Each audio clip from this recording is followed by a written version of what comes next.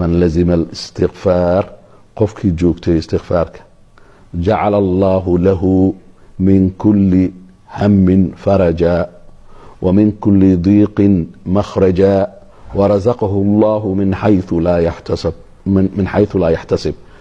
حديث كسحولة قفكي جوجتي استغفر الله إلهي سبحانه وتعالى wax walba oo kurba haysato ilaahay uu ka qaadaa, ciriiri kasta uu ku jiro ilaahay uu ka saaraa, wuxuusan filaynin uu rabana ilaahay wuu siiyaa. maalin maalmaha ka mid ah waxaa safar galay imaam weyn aad wada garanaysaan, imaam axmed ibn xambal. safarkiisii wuu dheeraaday, marka wuxuu ku leexday xaafadda wuxuu ka raadiyey masaajidka ugu dhowaa uu galay. waqtiguu galay waxay ahayd waqtiga salaada maqribka ah. salaadii maqribka ahaa masaajidku ku tukaday. markuu ku tukaday nin sheekhu ahaa, laakiin ikhlaasnimadiisa iyo isdhowrayo waxaa dhacday inuusan dadku isku sheegin. meel gooni u fariistay, kitaabkiisuu furtay, qur-aanku iska akhristay ilaa cishahuu sugay.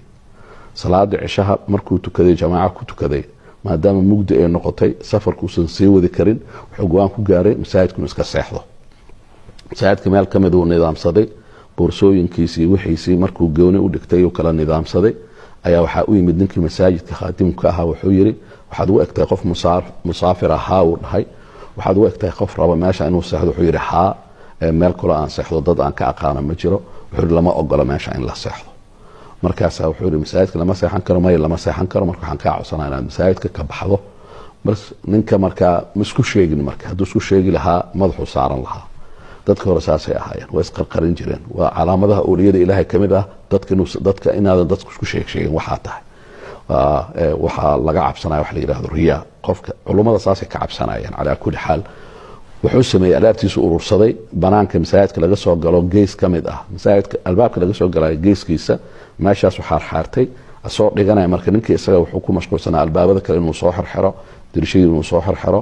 markii uu soo baxay ayaa wuxuu arkay sheekhii oo haddana dhinaci kale raba inuu jiifto. markaasuu yiri meeshaa maarata inaad jiifato. haa, meeshaan lama ogola. intaas kuma joojinin, wuxuu sameeyey alaabtiisii isaga inuu soo jiiday, foorno ku hor taalay masaajidka hortiisa, meeshuu ku tuuray. ninaa fiirinayay. marka ninaa isha wuxuu ku hayay markuu albaabka ka soo baxay, markuu sheekha meesha xarxaarinayay wuxuu fiirinayay. ninkaas wuxuu rabay albaabka foornada inuu xiro. waa salaada cishaa kadib uu foornada xiri jiray. foorno iyo dukaan waa isku dhex yaalo, macnaha furnooyinkii hore oo markaasi ceeshka iyo rootiga samayn jiray. calaa kulli xaal ugu dambeyntii ninkii markuu arkay meesha in lagu soo tuuray ayaa wuxuu yiri waxaad u egtaa qof musaafira. markaasuu yiri haa. markaasaa wuxuu yiri waxaad u egtaa qof aan haysan meel uu seexdo. haa u dhahay meelaan haysta malahan oo aan seexdo. wuxuu yiri kaali soo gal foornadeyda, gudaha u soo gal ama dukaankeyga. markaad soo gasho waxaan ku tusin doonaa meel gooni ah oo munaasab ah oo aad seexan karto. waayuu dhahay. wuu soo geliyey foornadii meel geesa oo nidaamsan, boorsooyinkii wixiisuu u dhigay. wuxuu yidhi waxaan kaa codsanayaa meeshaan wax yar inay igu sugto, howl cajiini waxaasaan dhammaynayaa. markaan dhammeeyo waxaan markaas meesha o dhan aan kaaga tegayaa, intaas ka seexanaysaa. markaas kadib waqtigii munaasabka ku ah ayaad bixi kartaa ama salaada fajirka masaajidka aadi kartaa. waayuu dhahay. sheekhii markuu isku sugay meeshuu fariistay, marka wuxuu arkay ninkii cajiinka samaynayo oo ku celcelinayo astaqfirullah astaqfirullah astaqfirullah astaqfirullah astaqfirullah, ilaahu ii dambi dhaaf, ilaahu ii dambi dhaaf. marka wuu wadaa marka hawshiisa xaggu aadaa, waxbuu soo qaadanaya, waxbuu isku toosinaya, wuxuu dhammaystirayaa, maba hadlayo. astaqfirullah astaqfirullah astaqfirullah astaqfirullah. ninkii marka sheekhii waa soo istaagay, waa u yimid. wuxuu dhahay kelmadan aad ku celcelinay sidaa igu soo duuduulaysa astaqfirullah maa leedahay? wuxuu yidhi haa astaqfirullah. wuxuu yidhi sidaan ilaa goormaa samaynaysa?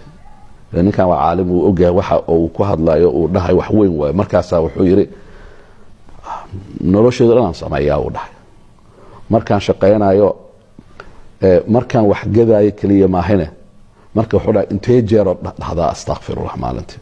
nabigana waa ogtihin wuxuu dhahay inii la astaqfiru 100 mara, rasuulka alay salaam, aw 70 70 jeer ama 100 jeer. isagoo dembigiisa loo dhaafay ayaa wuxuu yidhi intaasoo 100 jeer maalintii ama 70 jeer ayaan ilaahay dembi dhaaf weydiistaa, dembina ma lahayn. waxay ku tusinaysaa intaasoo jeer marka la dhahayo in la badiyo. marka wuxuu yidhi boqol ma akhrisaa may boqol waa ka badan tahay uu dhahay kun may kun waa ka badan tahay markaas kadib wuxuu weydiiyey su'aal ah markaad akhristo astaghfirullah ilaahay wax ma weydiisataa markaasuu yiri waxaan rabaa weydiistaa wuxuu yiri ilaahay ma kuu jawaabaa markaasuu yiri maba jiraba wax aan weydiistay maalintaasi oo ilaahay uusan isiinin hal shay oo ilaahay iga soo daahiyo oo weli aan sugayo markaasuu yiri ma waxaad leedahay waxa ilaahay weydiisatuu ku siiyaa maya ilaahay maalintii uu siiyaa ku dhahay waxaan weydiistay ilaahay maalintii wax iga maqan malaha nolosha ugu fiicnaan ku jiraa laakiin hal wax aan jeclahay aan ilaahay weydiistay maadaama wax walbaba ilaahay uu isiiyey oo aan ku qanacsanahay waxaan aaminsanahay tanna ilaahay inuu isiin doono maxaa waaye uu dhahay wuxuu dhahay cid inaan u sheega ma raba aniga ilaahay waay markaan weydiistana ilaahu tan aniga adiga waay waxaan rabaa waxaas inaan helaan dhaha may waa kuu balan qaadayaa in magacaaga aan sheegi doonin laakiin waxaa qabanayso khayrka aan sheegi doono say dadka ugu faa'iidaystaan marka ma ii sheegi kartaa waxa kaa maqan oo ilaahay weli uusan ku siinin wuxuu dhahay waxaa iga maqan uu dhahay ilaahan waxaan weydiistay waxaan dhahay ilaahow dembi dhaaf aan ku weydiistaa tiro ma tiriyo intaasoo kun adiga dartaada ayaan waxaan rabaa ilaahay dartiisa awooddaada oo aad leedahay oo wax walba aad ku samayso ma safri karo laakiin sheekh aan jeclahay jiro imaam aimada ka mid ah oo kutubtiisana aan akhristo ilaahu indhahayga iigu qabooji inaan arko isagoo nool sheekhaas oo ah imaam axmed ibnu xambal markuu dhahay imaam axmed ibnu xambal wuu ku soo booday sheekii dhudhunkashuu bilaabay inuu dhudhunkado ninkii markaasaa wuu yaabay marka maxaa dhacay wuu dhunkanayaa marka wuxuu dhahay maxaa dhacay markaasaa wuxuu yidhi wallaahi ilaahay subxaana wa tacaala wuxuu igu soo leexiyey uu yidhi ducadaadii awooddeedii wuxuu igu soo leexiyey xaafadii ama magaaladii ilaahay subxana wa taala wuxuu igu soo leexiyey masaajidka hortaada ku yaalo ilaahay subxaana wa tacaala wuxuu iga soo saaray masaajidkii oo hortiisii inaan seexdo waa layga soo deediyey masaajid hortiisa in layga soo qaada gurigaaga foornadaada hortiisa laygu soo tuuray wuxuu yidhi waa awoodda ducadaada ilzam macnaa wad daa'im ha kala joojin